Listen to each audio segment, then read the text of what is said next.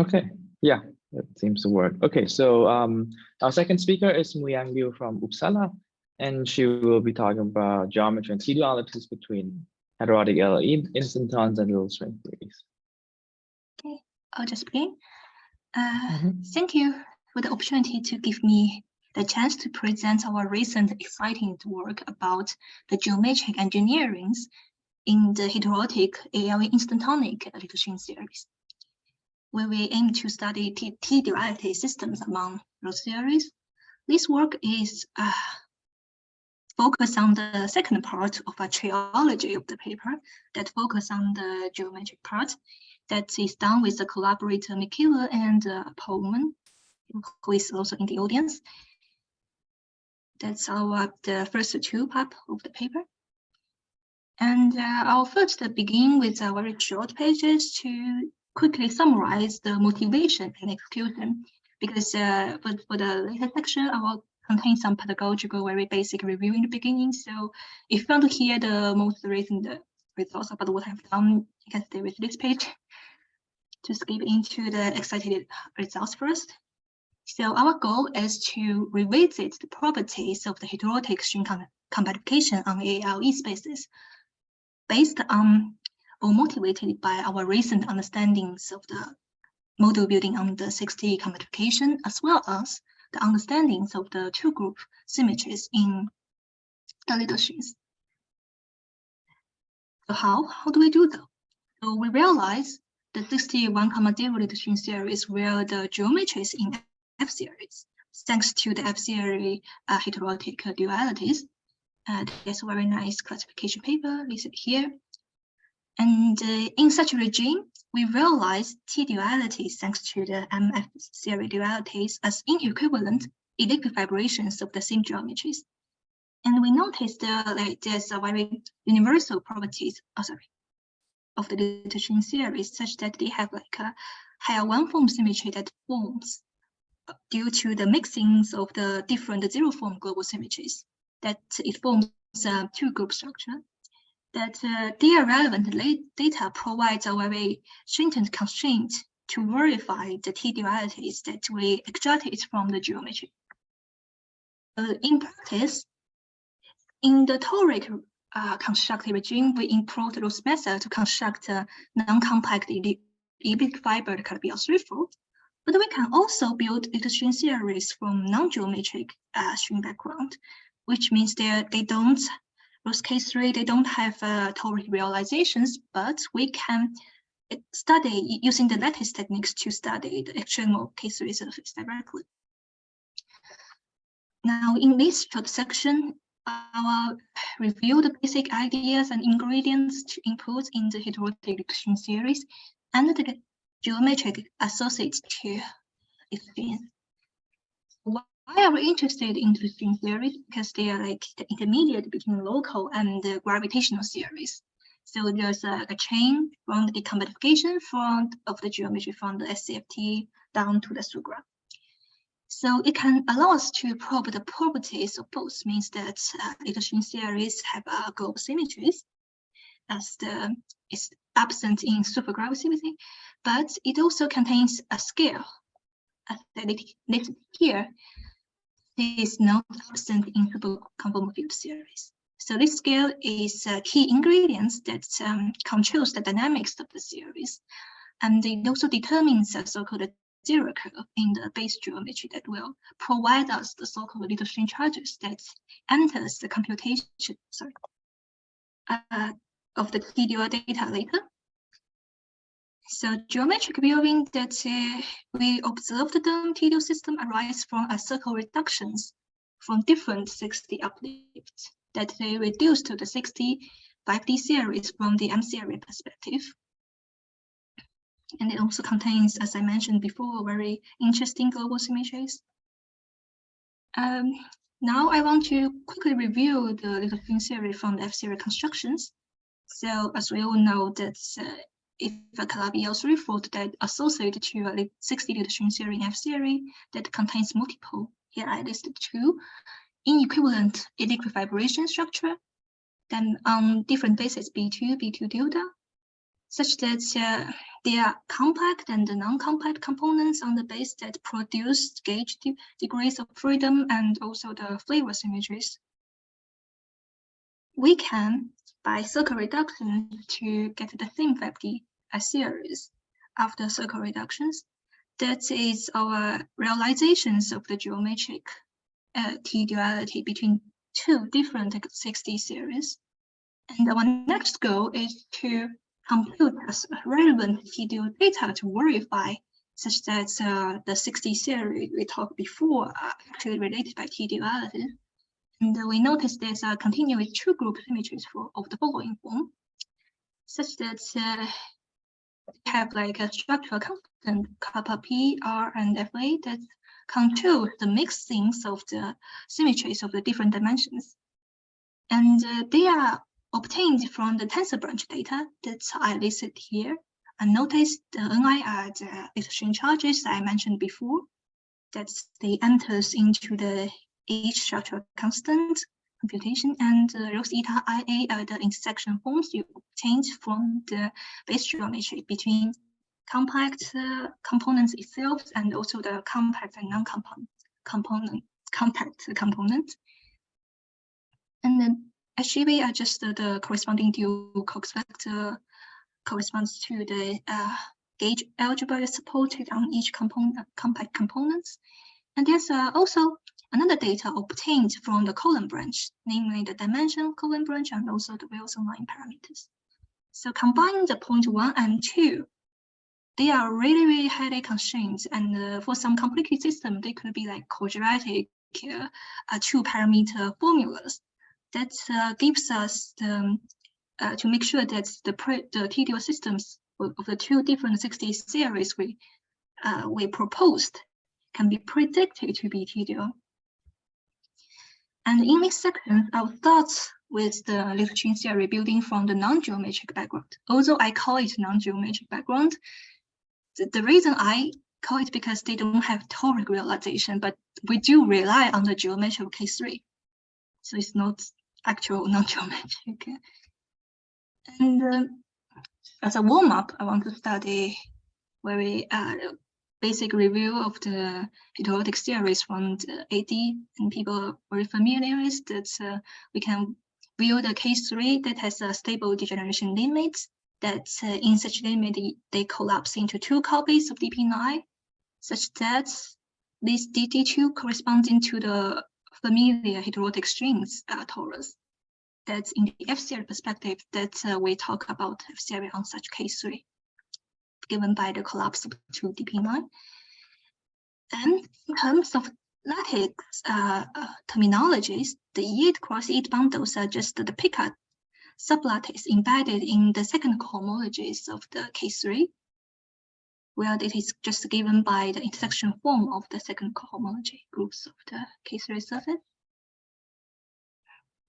And moving to 60, we get the fiber, this elliptic fiber K3 over a non-compact direction, namely a complex line. That it also contains the nested fibration structure because this K3 itself is also elliptic fibered. And then we decorate the trivial background with more non-trivial compact curves, such that each compact curve supports different gauge algebra structure. That in total, such a chain of the K3 surface that collapse into multiple compact components, they form a so-called K3 degeneration structure. And after the solution, you will get the usual 6D Liu shear curve determined by the 6D conformal method techniques. So this gives us the motivation that we can obtain parts, at least part of features of the latest string theory, just from studying the properties of K3 itself and also its generations. So Rose had a very nice reference paper that talks about the detailed lattice techniques to extract the flavor groups types, as well as the abelian part, non-abelian part, and also the torsion parts of the global symmetries.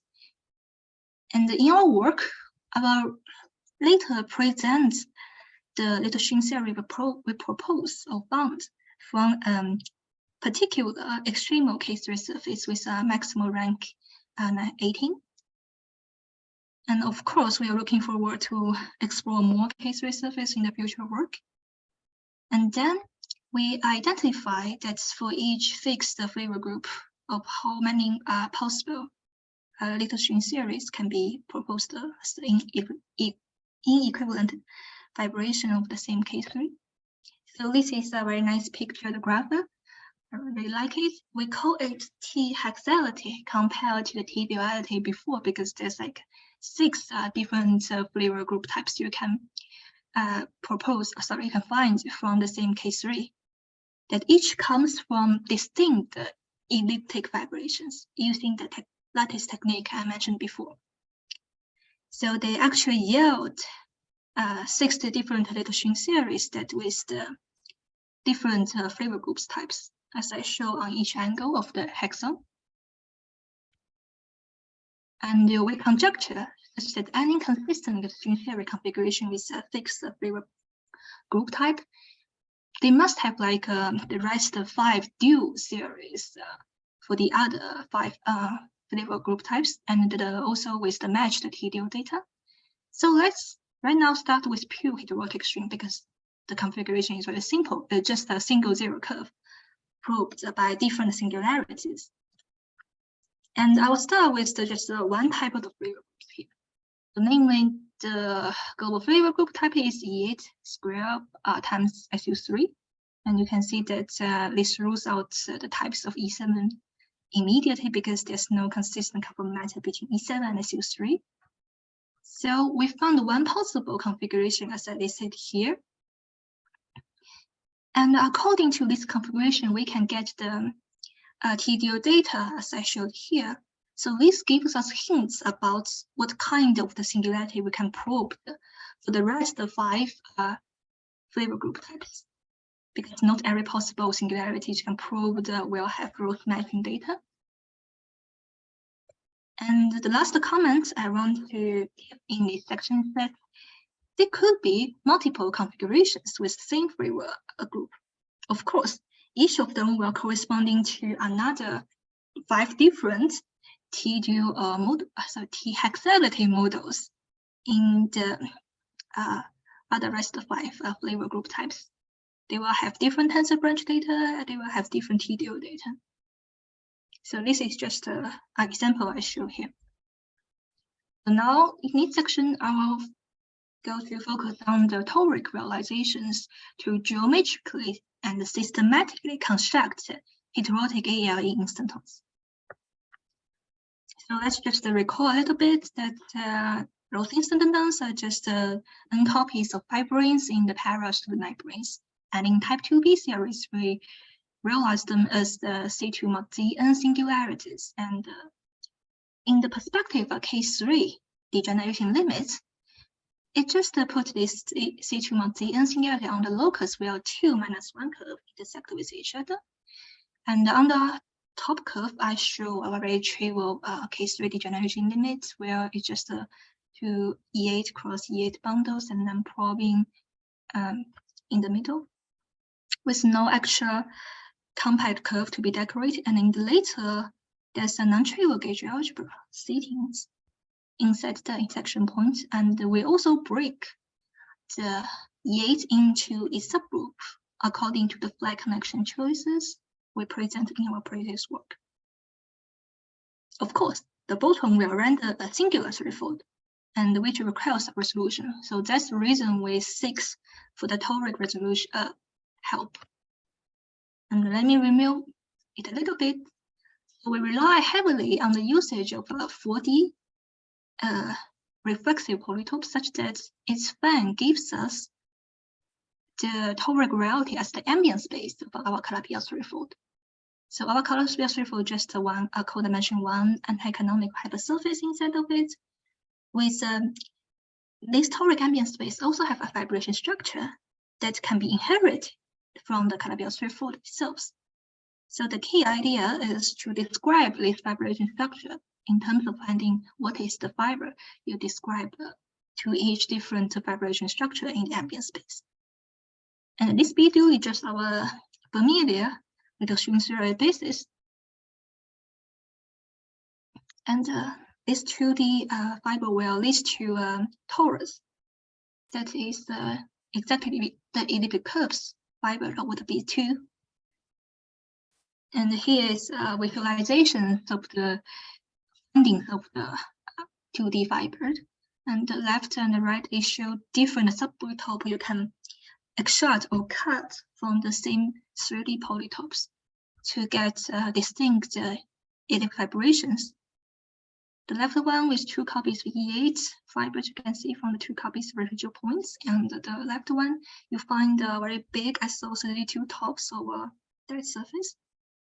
And then to get a Calabi-Yau threefold, we just embed those fiber information you get into the fourfold ambient space. Moreover, we can decorate additional rays, namely, they will yield n copies of small E8 instantons on the E8 cross E8 fibrations, as I show here. So this is very trivial because each additional rays, they don't contain any non-trivial gauge algebra. But in their T-dual picture, as a visualization on the right, as I showed before, they will have like very non-trivial SPN gauge groups sitting on this zero curve.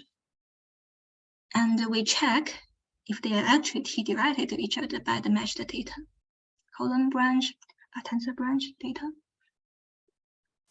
And of course, we can probe more other types of the singularities. So such as the E-type singularity. And one might ask, why don't you seek for the brain pictures to deep brain pictures to also probing such a type of data? Because the E-type is still lacking such description. So that's another reason to motivate us to study the geometric engineering in F-series. So as you can see that right now we are probing a single E8 singularity in the middle. And there are like additional, I don't count it here, like 20 or 15 additional toric rays that each has supposed different gauge algebra. And in terms of the sixth pure expressions, I listed the little change theory described here. And of course, to the dual picture, that's the quiver we obtained. And our construction is not limited just to 1 copy of the E8 singularity you can decorate. You can decorate a chain of the singularities in the middle, such that this n number is reflected by the gauge ranks to the each additional rays you added to the dual pictures. So say you have n copies of E8 you probe in the E8 picture, then the SO rank, SP rank here will contains the rank determined by these n numbers. And our construction is not just limited to the simply list singularities. We can also probe the B-type, D-type to the in our paper. So here I'll quickly summarize what I have done. So first, we managed to geometric engineer the heterotic series on non-compact elliptic fibered threefold using the F-series geometry. And we noticed that each threefold, they have an underlying nested elliptic K3 fibration structure, such that this K3 itself encodes the informations of the flavor group types. And moreover, the T-duality is just geometric realized by inequivalent fibration structures. And at the end, we construct plurals of the T-dual little chain series probing various types of the singularities, A, B, C, D, E, F, G. They are all presented in our work. And in the future, there are many, many interesting outlook direction we can probe. First, we are interested in non-heterotic little chain theory given by systems without libraries. And of course, we want to consider the possibilities of incorporate implicit compactification in terms of genus 1 fibration.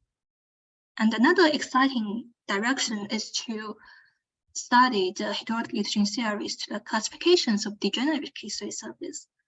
So I don't say too much about K3 degeneration here due to the limited space and time, and also it's very technique. They can be studied before about so-called Kulikov degenerations, but this is all very, very naive and all very simple because they don't consider reducible components on the chains of the period. So right now we try to extend the unexplored reducible K3 fibrations occurred in our geometries of the little string theory, and we hope such that the K3 degeneration can produce us more redundant, fruitful little string theories that we don't identify before. So thank you very much for the talk. I'm finished. Okay, thank you, Muyang. So we have a bit more time for questions if anyone has some. Yeah, Marcus, go ahead.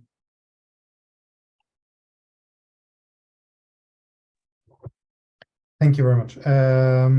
So one question I have is, so we know that in superconformal field theories, there you never get a continuous two group in the sense that the one form symmetry part often is just discrete.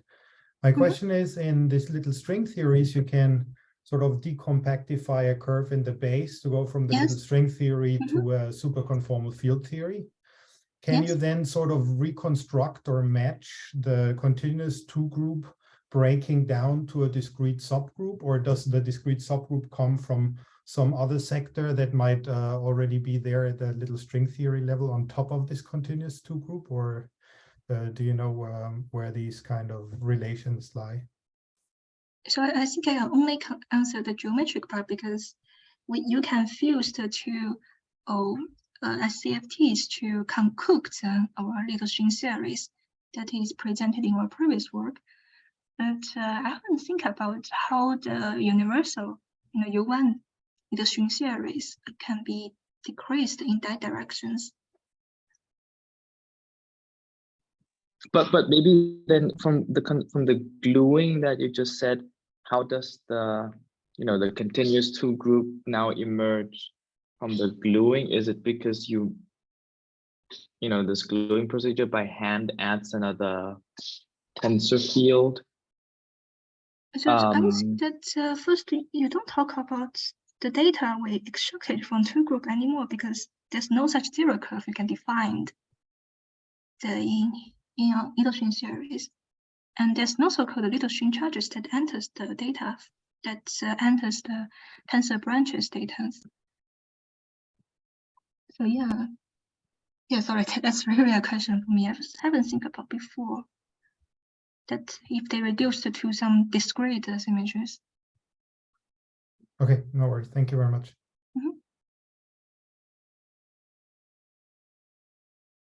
Any other questions?